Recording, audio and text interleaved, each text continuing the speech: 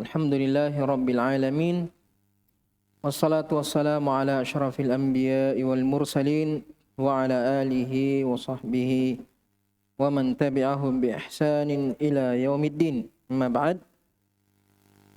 Alhamdulillah kita kembali melanjutkan kajian kita pada malam hari ini. Lanjutan pembahasan kitab Sahih Al-Imam Bukhari rahimahullahu ta'ala rahmatan wasi'ah. Dan kita telah masuk ke kitab As-Saum, pembahasan tentang puasa. Kita masuk ke bab yang kedua. Imam Bukhari rahimahullah ta'ala mengatakan babu fadli saum, bab tentang keutamaan berpuasa. Dalam bab ini Imam Bukhari hanya menyebutkan satu hadis yang berkaitan dengan keutamaan puasa. Tentunya keutamaan puasa banyak, nanti akan disebutkan pada hadis-hadis yang akan datang. Ini hadis hanya mewakili saja keutamaan berpuasa. Imam Bukhari rahimahullah ta'ala berkata, haddatsana Abdullah ibn Maslamah Al-Ka'nabi an Malik ibn Anas al-Imam an Abi Zinad Abdullah ibn Zakwan al-Qurashi Abi Zinad an al-A'raj Abdurrahman ibn Hurmuz al-Madani an Abi Hurairah radhiyallahu ta'ala anhu anna Rasulullah sallallahu alaihi wasallam qala as-siyamu junnah. Puasa itu adalah perisai, pelindung, penghalang yang melindungi. Fala yarfuthu wa la yajhal, maka janganlah dia, fala yarfuth wa la yajhal, maka janganlah dia berkata dengan ucapan-ucapan yang buruk. Wala yajhal, jangan melakukan perbuatan-perbuatan yang mengandung kejahilan, artinya maksiat, keburukan.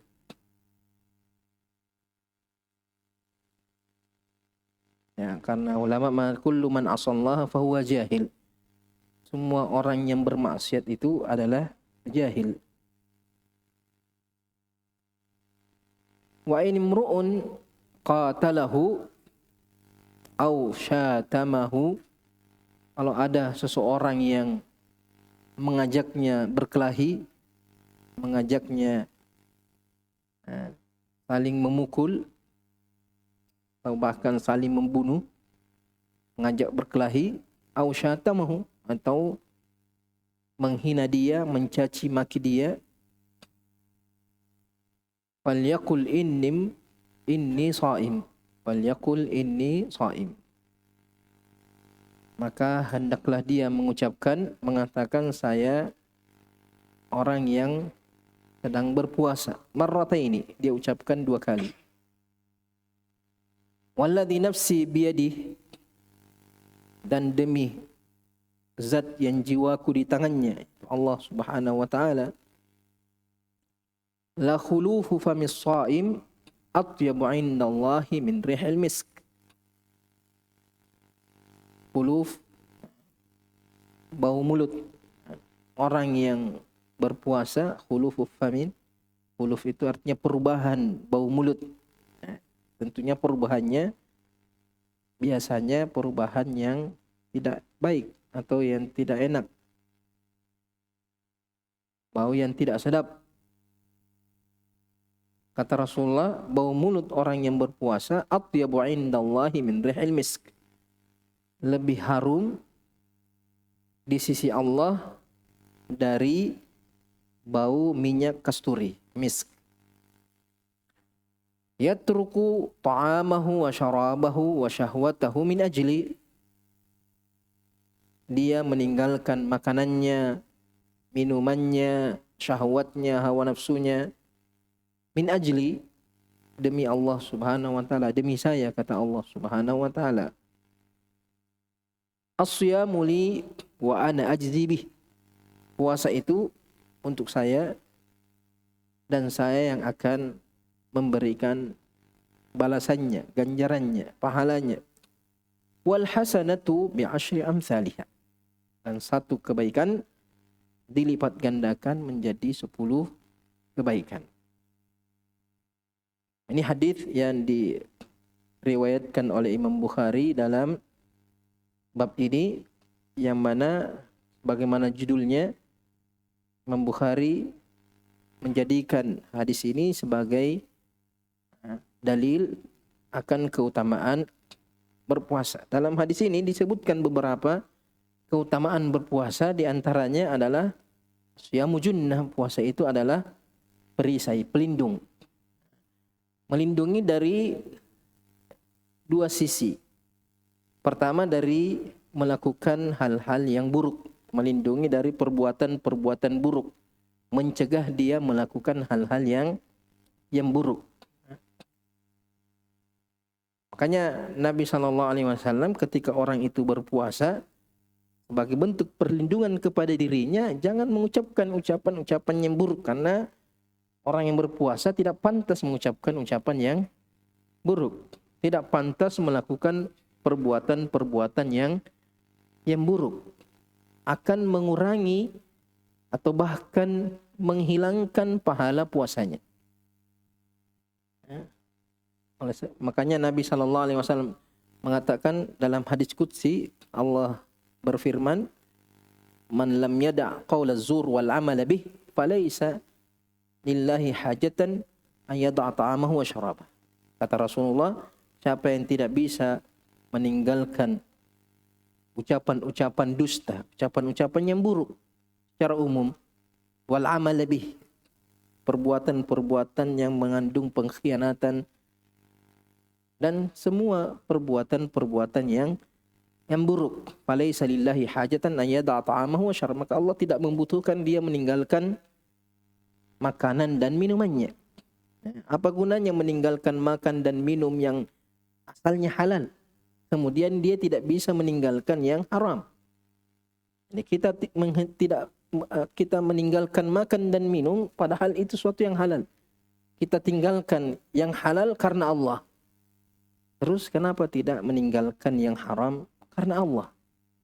Tidak ada gunanya meninggalkan yang halal kalau yang haram kita tidak bisa tinggalkan, sehingga dia tidak mendapatkan pahala dari puasanya. Makanya orang yang berpuasa selalu mengingat bahwa puasanya tidak akan bermanfaat kalau dia tidak meninggalkan perbuatan-perbuatan yang buruk ini, sehingga puasa itu melindungi dia. Ketika dia sadar bahwa dia berpuasa, puasanya itu akan menjadi pencegah dia melakukan tindakan-tindakan yang buruk. Makanya kata Rasulullah, kalau ada yang mengajak dia berkelahi, ada yang memancing emosinya, mencaci maki dia, atau mungkin ada orang melakukan hal-hal yang dia benci, melakukan sesuatu yang bisa memancing emosinya, maka dia tahan. Kenapa? Karena dia sedang berpuasa. Makanya ketika Nabi SAW mengatakan, "Man istata'a minkumul ba'a falyatazawwaj." Siapa yang mampu dari segi nafkah, dari segi fisik untuk menikah, maka menikahlah. Fa innahu aghaddu lil basar wa ahsanu lil farj. Menikah itu lebih menahan pandangannya dan bisa menjaga kemaluannya. Wa man lam yastati' fa alaihi bis-shaum. Siapa yang tidak mampu, belum mampu menikah tapi sudah punya nafsu yang kuat, tapi tidak mampu dari segi biaya, fa alaihi bis-shaum, maka hendaklah dia berpuasa. Fa innahu lahu wija. Karena puasa itu bisa menahan dia, bisa meredamkan hawa nafsunya, bisa mencegah dia dari melampiaskan nafsunya kepada hal-hal yang diharamkan. Nah, ini yang pertama, perisai dari melakukan hal-hal yang buruk. Kemudian puasa juga sebagai perisai nanti di akhirat kelak, melindungi dia dari azab dari neraka Jahannam, wal iyazubillah. Makanya Nabi SAW di riwayat yang lain, hadisnya Uthman bin Abil As, Di Sunan Nasa'i Nabi mengatakan as-shaumu junnah minan nar. Jadi secara teks Nabi mengatakan puasa itu melindungi dari neraka, kajunnati ahadikum minal qital, seperti perisai seorang di antara kalian ketika kalian berperang. Perisai untuk melindungi dari senjata-senjata musuh, dari anak panah, dari tebasan pedang, dari tombak, yang bisa melindungi dia dari bahaya. Jadi ini dua makna junnah. Perisai melindungi dia dari perbuatan-perbuatan buruk, atau melindungi juga dari azab di akhirat kelak. Kemudian hadis ini juga menjadi dalil atau di antara keutamaannya puasa itu, bahwasanya puasa itu melatih seseorang untuk menyempurnakan akhlaknya. Melatih seseorang untuk memperbaiki akhlaknya. Makanya ketika Nabi SAW ditanya tentang risalahnya, beliau mengatakan, innama bu'ithtu liutammima salihal akhlak, liutammima salih akhlak. Seolah-olah Nabi tidak ada tugasnya, tidak ada yang diperintahkan oleh Allah kecuali memperbaiki akhlak. Nabi mengatakan innama bu'ithtu, saya diutus tidak lain kecuali untuk menyempurnakan akhlak. Kenapa? Karena semua ajaran Nabi Muhammad, semua baik dari segi akidah maupun ibadah, semuanya itu tujuannya adalah akhlak. Di antaranya puasa. Kita diperintahkan puasa yaitu memperbaiki akhlak. Jadi apa gunanya orang itu banyak berpuasa tapi akhlaknya buruk? Makanya ketika Nabi ditanya oleh seorang tentang wanita, ya Rasulullah, wahai Rasulullah,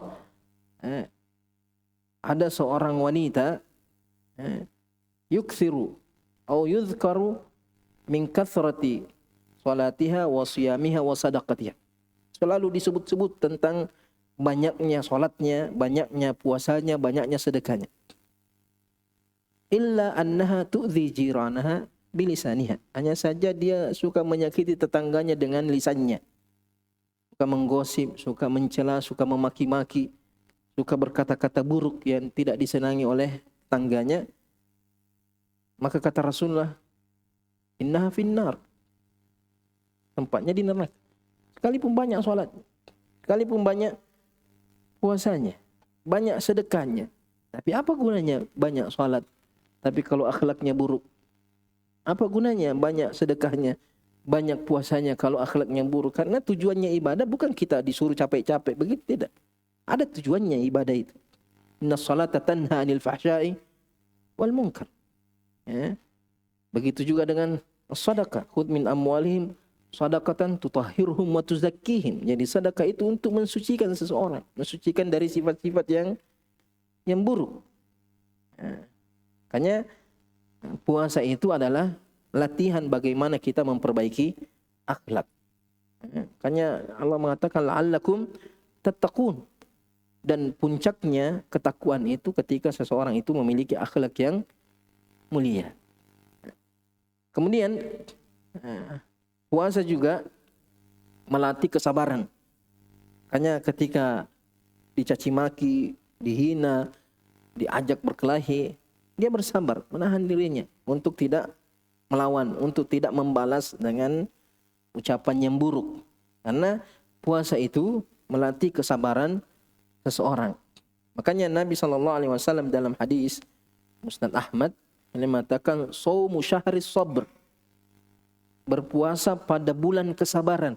Jadi Nabi menamai Ramadan dengan bulan kesabaran.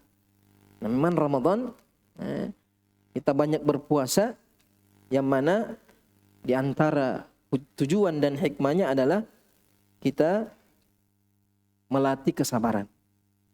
Dan Nabi mengatakan wa thalathati ayyamin min kulli syahr. Begitu juga berpuasa 3 hari setiap bulan, shaumud dahr, senilai dengan puasa 1 tahun penuh. Kalau kita berpuasa 3 hari dalam sebulan, maka sama saja kalau kita sudah puasa 1 tahun penuh. Karena 3 hari nilainya 30 puasa. Kemudian kata Rasulullah, wa yudhibu maghalatus sadr. Selain mendapatkan pahala, puasa itu juga menghilangkan maghalah di dada ini. Sahabat bertanya, wa ma maghalatuhu? Apa itu maghalatus sadr? Qala rijsus syaitan. Kotoran-kotoran, keburukan-keburukan syaitan yang ada di dalam hati kita itu dihilangkan. Karena yang memancing emosi kita, yang menyebabkan kita tidak sabaran itu karena banyak noda-noda syaitan di dalam hati kita. Di riwayat lain Nabi mengatakan wa yudhibu waharas sadr. Yudhibu waharas sadr. Wahara itu rasa iri, dengki, hasad dan semua sifat-sifat yang buruk di dalam hati. Kemudian di antara keutamaan puasa disebutkan dalam hadis ini bahwasanya bau mulut orang yang berpuasa itu di sisi Allah lebih harum dari kasturi. Makanya sebagian ulama menjadikan hadis ini secara zahirnya dalil makruhnya sikat gigi setelah matahari tergelincir. Mengatakan makruh bersikat gigi setelah matahari tergelincir. Kenapa? Karena akan menghilangkan bau mulut. Yang mana bau mulut ini lebih harum di sisi Allah daripada bau kasturi. Itu secara zahirnya. Tapi pendapat yang kuat bahwasanya boleh saja bersikat gigi setelah duhur. Nanti ada pembahasannya di beberapa bab nanti, bab tentang bersikat gigi bagi orang yang berpuasa. Sebutkan dalil-dalilnya, di antaranya Nabi SAW mengatakan, laula an asyukka ala ummati la amartum bisiwak inda kulli shalah. Setiap salat, salat asar itu setelah matahari tergelincir, dan salat-salat sunnah yang lainnya itu dianjurkan kita bersiwak. Begitu juga hadis Nabi, laula an asyukka ala ummati la amartum bisiwak inda kulli wudu. Setiap berwudu kita dianjurkan untuk bersiwak. Sehingga tidak ada larangan bersiwak setelah matahari tergelincir. Adapun hadis ini bahwasanya bau mulutnya orang yang berpuasa lebih harum daripada bau kasturi, itu kata Rasulullah indallah, di sisi Allah, bukan di sisi manusia. Jangan di sisi dirinya sendiri saja mungkin pingsan dia kalau cium bau mulutnya. Dia sendiri saja sudah tidak tahan, apalagi orang lain. Ya, jadi ini di sisi Allah. Makanya di riwayat lain itu disebutkan itu indallah yaumil qiyamah, di sisi Allah pada hari kiamat. Nah, seandainya hadis ini dipahami secara zahirnya, maka kita mengatakan siapa yang paling busuk mulutnya paling afdal. Itu karena makin busuk makin atyab daripada bau misk. Nah, itu tidak ada ulama yang mengatakan demikian. Kemudian yang kedua, ulama juga mengatakan bahwa bau mulut itu bukan dari gigi, bukan, tapi dari perut. Itu karena perut kosong sehingga udara yang keluar dari mulut itu berbau. Jadi sekalipun dia bersiwak, maka bau mulut itu tidak bisa dihindari, tetap akan ada baunya, ada perubahan bau dari yang keluar dari perutnya. Jadi yang dimaksud dengan hadis ini adalah lebih harum di sisi Allah Subhanahu wa taala. Lebih harum di sisi Allah, dan itu juga di hari kiamat atau di akhir akhirat nanti.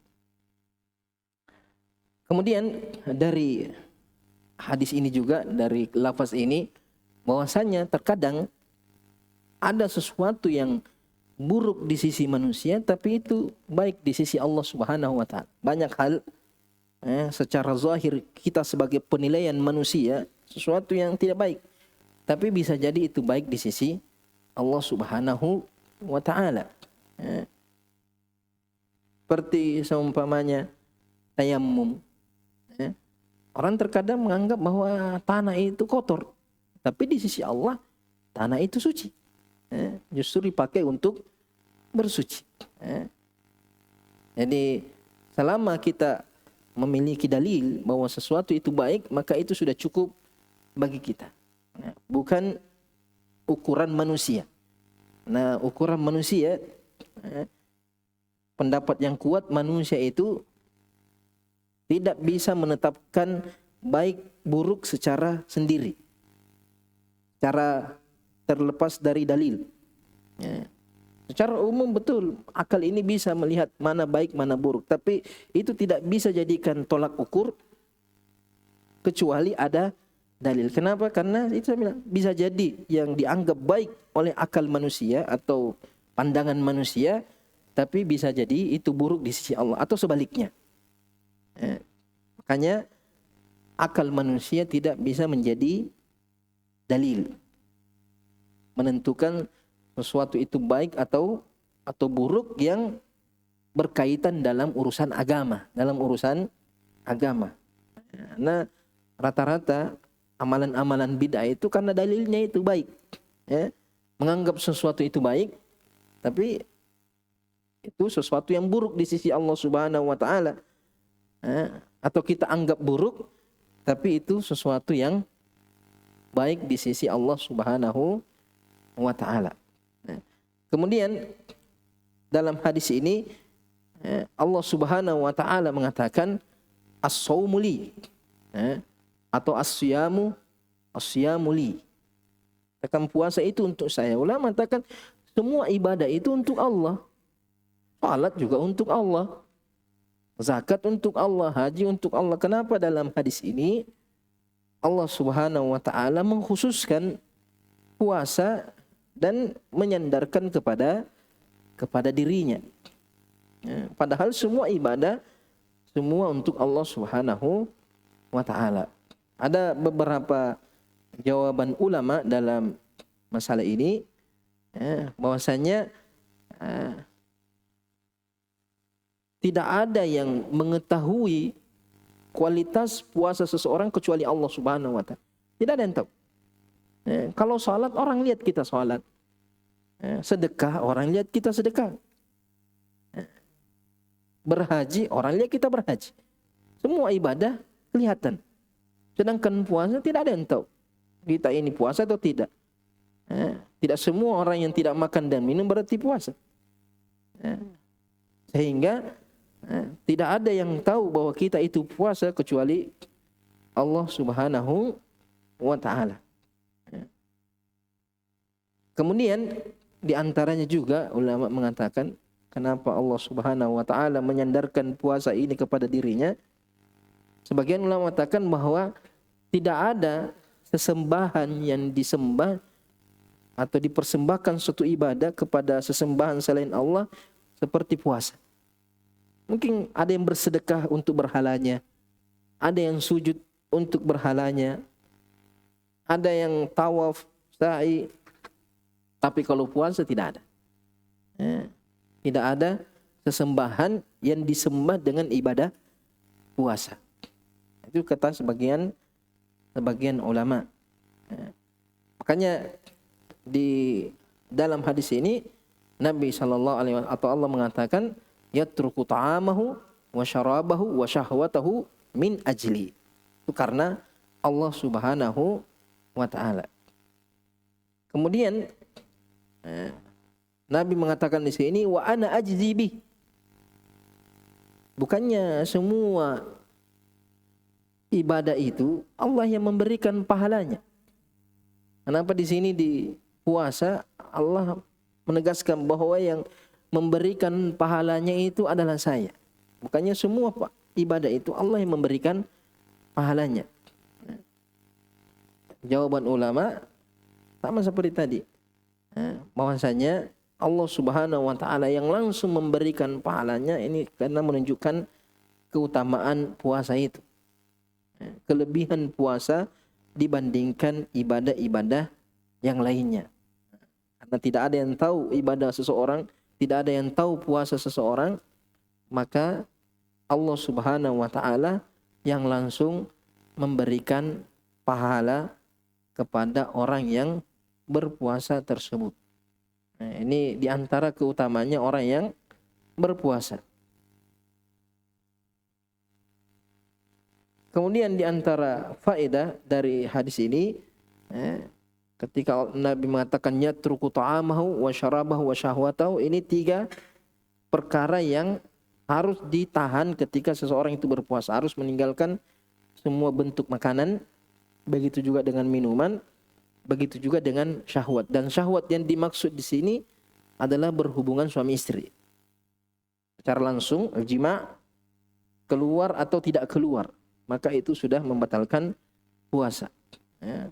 Adapun al-mubasyarah, bercumbu dengan istri, ciuman atau selain al-dukhul, al-jima', maka itu dibolehkan. Nanti ada pembahasannya, ada bab khusus tentang masalah ini. Kecuali kalau dia khawatir akan terjerumus kepada yang haram, tidak bisa menahan dirinya, maka dia harus tinggalkan. Nanti ada pembahasan khusus tentang al-mubasyarah. Yang jelas dia tinggalkan makanan, dan makanan di sini semua yang masuk ke dalam tenggorokan. Semua yang masuk ke dalam tenggorokan, masuk ke dalam maidah, lambung. Ada sebagian ulama mengatakan dari arah manapun, sekalipun dari duburnya bisa masuk ke lambung, maka akan membatalkan puasanya.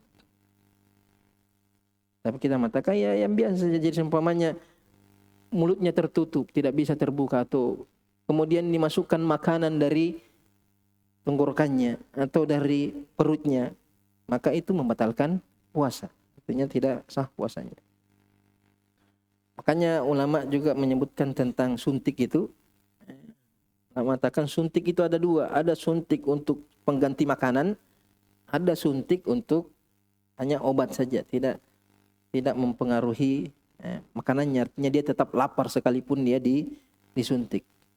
Kalau suntik itu hanya sebagai obat, bukan sebagai pengganti makanan, maka tidak membatalkan puasa. Tapi kalau dia suntik, dia kenyang, dia tidak merasakan lapar, karena itu cairan itu menjadi pengganti makanan, maka puasanya batal. Begitu juga dengan minuman. Kemudian di antara faedah dari hadis ini, bahwasanya di antara syarat puasa itu adalah harus diniatkan karena Allah Subhanahu wa taala. Yatruku ta'amahu wa syarabahu wa syahwatahu min ajli. Harus dengan niat karena Allah Subhanahu wa taala. Nanti ada juga bab khusus tentang niat. Syarat-syaratnya niat. Yang jelas innamal a'malu binniyat, semua ibadah itu harus berdasarkan dengan niat. Dan seorang mendapatkan pahala sesuai dengan niatnya. Wa ma umiru illa liya'budullaha mukhlishina lahuddina hunafa. Kemudian di antara faedah dari hadis ini, bahwasanya begitu besar rahmat Allah Subhanahu wa taala kepada hambanya, Allah melipat gandakan kebaikan menjadi 10 kali lipat. Satu ibadah Allah lipat gandakan pahalanya menjadi 10 kali lipat, dan bisa jadi lebih daripada itu. Ila 700 adhaf ila adhafin katsir. Kadang jadi 700 kali lipat, bahkan lebih daripada 700 kali lipat. Ini tergantung niatnya seseorang, karena niat itu terkadang kualitasnya berbeda antara seseorang dengan yang lainnya. Terkadang kesungguhannya, kekhusyuannya itu mempengaruhi kualitas ibadah seseorang, sehingga bisa jadi ibadahnya itu berlipat-lipat, tidak seperti yang lainnya. Mungkin ada yang dilipat gandakan menjadi 10 saja, ada yang menjadi 20, ada yang 40, ada yang 700, ada yang 1000, ada. Tergantung bagaimana Allah melihat ketulusan dari ibadah tersebut. Ini juga nanti akan dijelaskan lebih jelas oleh Imam Bukhari hadis ini di bab yang ke-9, nanti akan dijelaskan lagi lebih luas.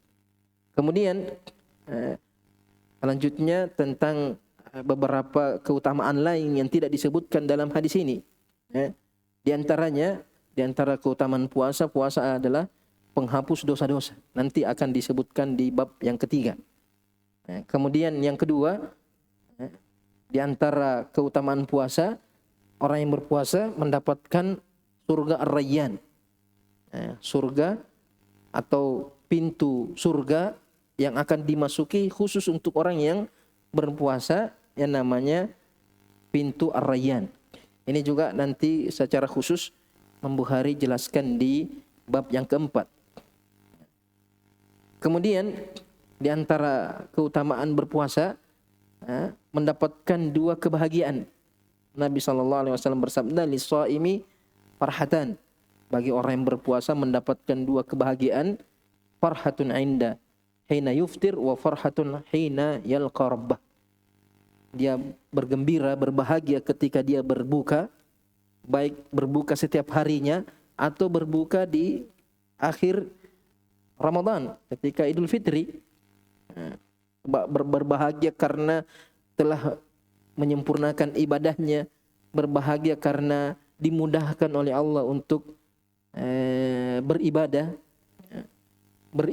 berbahagia karena merasakan manfaat dari puasa itu. Ada rasa bahagia. Makanya Nabi mengatakan, "Man sarratu hasanatuhu fahuwa mu'min." Siapa yang merasa bahagia dengan kebaikannya ketika dia melakukan ibadah, ada perasaan senang, ada perasaan bahagia ketika dia setelah sholat, tenang perasaannya. Ketika membaca Al-Quran, tenang perasaannya. Nah, ini juga ketika berbuka, bahagia, ada kebahagiaan. Bukan bahagia karena makan lagi orang, tidak. Nah, juga orang bahagia karena merasa tersiksa dengan puasanya, tidak. Itu bahagianya syaitan itu. Bahagia karena sudah lepas dari belenggu. Tapi dia bahagia karena merasakan kenikmatan-kenikmatan dalam beribadah. Kemudian yang kedua, bahagia ketika bertemu dengan Allah, mendapatkan pahala yang telah Allah janjikan untuknya. Kemudian di antaranya juga dijauhkan dari neraka jahanam. Sama seperti tadi, pelindung dari keburukan dan pelindung dari neraka jahanam. Nah, ini dijauhkan, bukan cuma dilindungi tapi dijauhkan dari neraka jahanam. Nabi SAW mengatakan, "Man shama yawman fi sabilillah ba'adallahu wajhahu 'alan nar 70 kharifan." Siapa yang berpuasa satu hari di jalan Allah, sebagian mengatakan di jalan Allah ketika dia di medan perang. Ada juga mengatakan di jalan Allah yang penting niatnya karena Allah, maka Allah akan menjauhkan wajahnya dari neraka, api neraka sejauh 70 tahun perjalanan.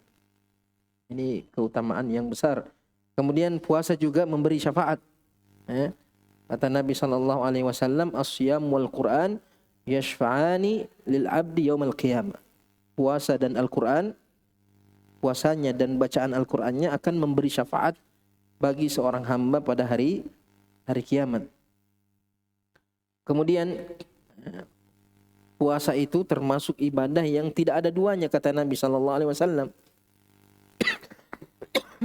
Ketika Nabi ditanya tentang amalan yang paling baik, amalan yang paling afdal, kata Nabi, "Alaika bis-shaum fa innahu la 'idla lahu." Hendaklah engkau berpuasa karena puasa itu tidak ada tandingannya, tidak ada samanya, tidak ada miripnya. Menunjukkan betapa besar keutamaan berpuasa. Kemudian di antara keutamaan berpuasa terakhir itu bahwasanya orang yang berpuasa memiliki doa yang mustajab. Bahkan selama dia berpuasa, mulai dari terbit fajar sampai matahari tenggelam, itu doanya mustajab. Doanya mustajab. Nabi SAW mengatakan, "Thalathu da'awat la turad." Ada 3 doa yang tidak ditolak, da'watul walid, wa da'watul shaim, wa da'watul musafir. Doanya orang yang berpuasa, doanya kedua orang tua, dan doanya orang yang musafir ketika dia berpuasa. Secara khusus ketika dia berbuka, ini juga ada doa yang mustajab bagi orang yang berpuasa. Bahkan ulama mengatakan 1 bulan Ramadan itu doa mustajab. 1 bulan Ramadan. Ya. Makanya ketika Allah menyebutkan firman-Nya itu, wa idza sa'alaka 'ibadi 'anni fa inni qarib ujibu da'watad da'i idza da'an falyastajibu li wal yu'minu bi la'allahum yarshudun. Ini ayat disebutkan di sela-sela ayat tentang puasa Ramadan. Sebelumnya tentang Ramadan, setelahnya juga tentang puasa. Lama menyebutkan alasan kenapa ayat ini, ayat tentang doa diselipkan di antara ayat-ayat tentang puasa. Kenapa tidak di setelahnya atau sebelumnya? Mata ini isyarat bahwasanya ketika kita berpuasa atau ketika kita di dalam bulan Ramadan, kita hendaknya banyak-banyak berdoa kepada Allah Subhanahu wa taala. Nah, Allah tidak menetapkan suatu ayat di dalam Al-Qur'an kecuali ada hikmahnya, ada faedahnya. Tidak sembarangan ayat itu diurut. Karena pendapat yang kuat itu urutan ayat itu tauqifiyah. Urutan ayat itu tauqifiyah, bukan taufiqiyah. Taufiqiyah artinya ijtihad. Tapi dia tauqif. Tauqif artinya sesuai dengan perintah Allah kepada nabinya sallallahu alaihi wasallam. Makanya Nabi mengatakan taruh ayat ini setelah ayat ini, taruh ayat ini sebelum ayat ini. Ketika Nabi membacakan ayat kepada para sahabat, karena kita tahu bahwa Al-Qur'an itu tidak semuanya turun dalam satu surah. Terkadang turun pertamanya, terkadang turun di akhirnya, turun di tengahnya. Sehingga urutannya itu terkadang Nabi memberikan perintah, taruh ayat ini sebelum ayat ini, setelah ayat ini. Makanya penetapan ayat tentang doa di sela-sela pembahasan tentang puasa terkhusus Ramadan menunjukkan bahwasanya bulan Ramadan adalah bulan yang sangat dianjurkan untuk berdoa. Kemudian bab selanjutnya masih berkaitan dengan keutamaan puasa. Imam Bukhari rahimahullah ta'ala mengatakan bab as-saum kafarah, bab bahwasanya puasa itu adalah kafarah. Kafarah artinya menggugurkan dosa-dosa. Dalam bab ini Imam Bukhari juga hanya menyebutkan satu hadis. Beliau mengatakan haddatsana Ali ibn Abdullah ibn al-Madini qala haddatsana Sufyan ibn Uyainah qala haddatsana Jami' ibn Abi Rashid al-Kufi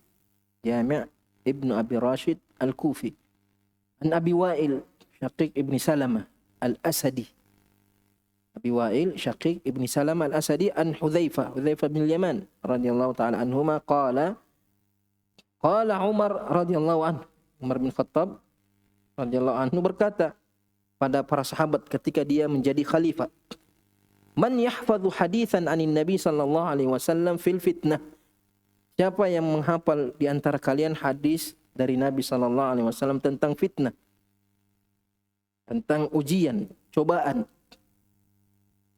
Qala Hudzaifah mengatakan ana sami'tu, saya pernah mendengar Nabi sallallahu alaihi wasallam yaqul, bersabda, fitnatur rajuli wa ahlihi wa malihi wa jarihi. Ada fitnah seseorang dengan keluarganya. Nama amwalukum wa auladukum fitnah.